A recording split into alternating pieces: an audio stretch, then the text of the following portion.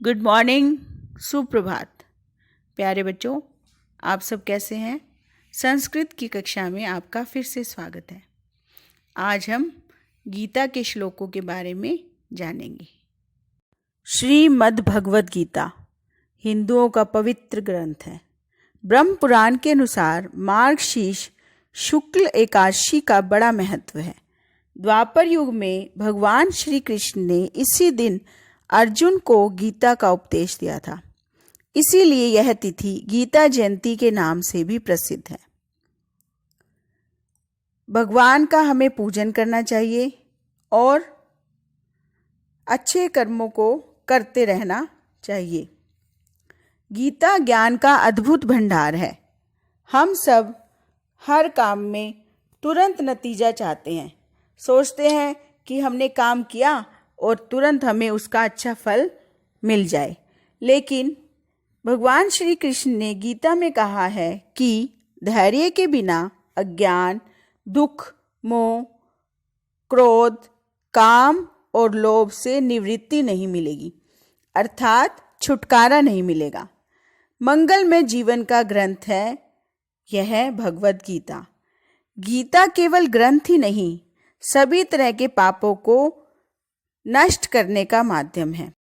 प्रिय छात्रों, हमें अपने कर्तव्य कर्मों को, जैसे ईश्वर की भक्ति, देवताओं का पूजन, माता पिताजी, गुरुजनों की सेवा, यज्ञ, दान, तप, गृहस्थ का निर्वाह, शरीर संबंधी खान पान, जितने भी हमारे कर्म हैं, उन सब में कामना का त्याग करना चाहिए।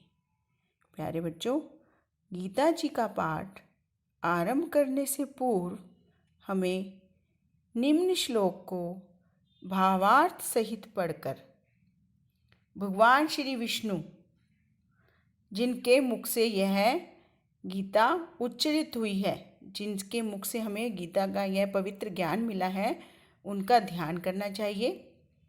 अथ ध्यानम, आइए हम ध्यान करते हैं। आप भी मेरे साथ सदुच्चारण कीजिए। शांताकारं भुजंग शयनम पद्मनाभं सुरेशम विश्वाधारं गगन सदृशं मेघवर्णं शुभांगम लक्ष्मीकांतं कमलनयनं योगिभिर्ध्यानगम्यं वंदे विष्णुं भवभयहरं सर्वलोकैकनाथम। अब हम इन शब्दों का हिंदी में अर्थ पढ़ेंगे ताकि आपको इन कठिन शब्दों का साधारण अर्थ समझ में आ जाए। तो हम इस श्लोक का अर्थ पढ़ते हैं। जिनकी आकृति अतिशय शांत है, जो शेषनाग की शैया पर शयन किए हुए हैं, जिनकी नाभि में कमल है, जो देवताओं के भी ईश्वर और संपूर्ण जगत का अर्थ है सारे विश्व, सारे संसार के आधार हैं। आधार का मतलब है जिन पर सारा संसार निर्भर है, जो आकाश के सदृश सर्वत्र का अर्थ है सब जगह व्याप्त हैं, नील मेघ के समान जिनका वर्ण है, अतिशय सुंदर जिनके संपूर्ण अंग हैं, जो योगियों द्वारा ध्यान करके प्राप्त किए जाते हैं, जो संपूर्ण लोकों के स्वामी हैं। संपूर्ण का मतलब है सारे लोक, जितने भी लोग इस विश्व में, इस दुनिया में पाए जाते हैं, उन सबके वो स्वामी हैं, जो जन्म मरण रूपी भय का नाश करने वाले हैं। ऐसे लक्ष्मीपति कमल नेत्र भगवान श्री विष्णु को मैं प्रणाम करता हूँ या मैं प्रणाम करती हूँ। अब हम श्रीमद् भगवद गीता के पहले अध्याय से कुछ श्लोक पढ़ेंगे।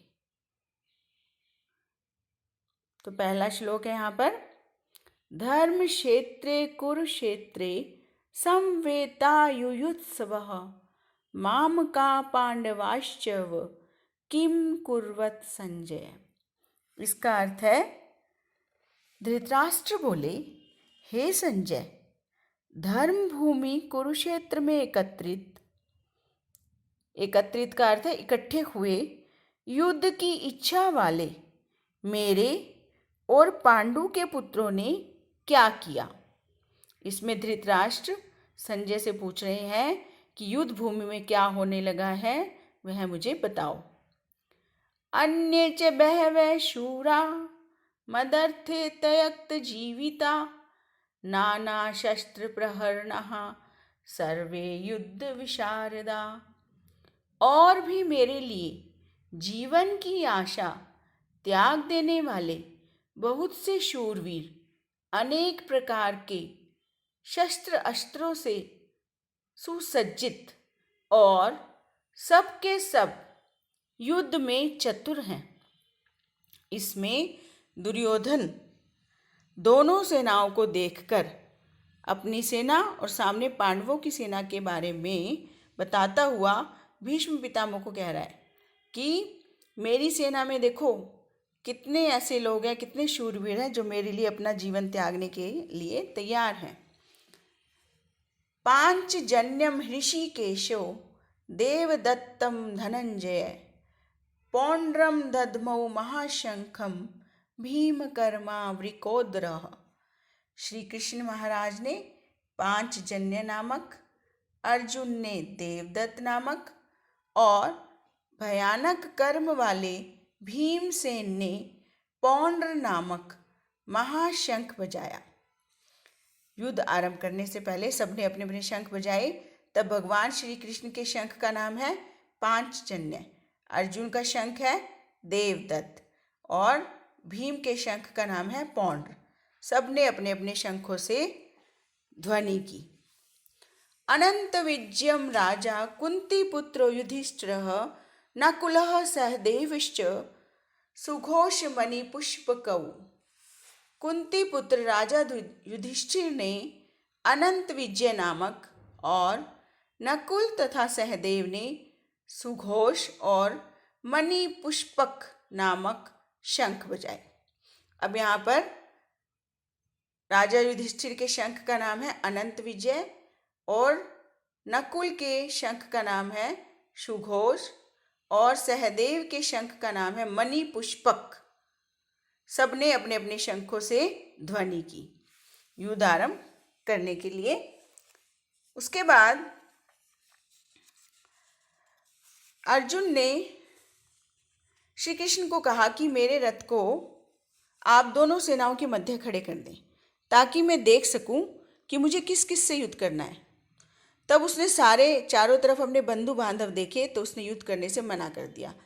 तो वो क्या कह रहा है भगवान श्री कृष्ण को, निमित्तानि च पश्यामि विपरीतानि केशव न च श्रेयो अनुपश्यामि हत्वा स्वजन्माहवे। हे केशव, मैं लक्षणों को भी विपरीत ही देख रहा हूँ तथा युद्ध में स्वजन समुदाय को मारकर कल्याण भी नहीं देखता। तो वो कहता है कि सभी मेरे बंधु बांधव हैं, मेरी सेना में भी और सामने वाली सेना में भी। मैं नहीं चाहता कि मैं अपने हाथों से अपने ही लोगों को मारूं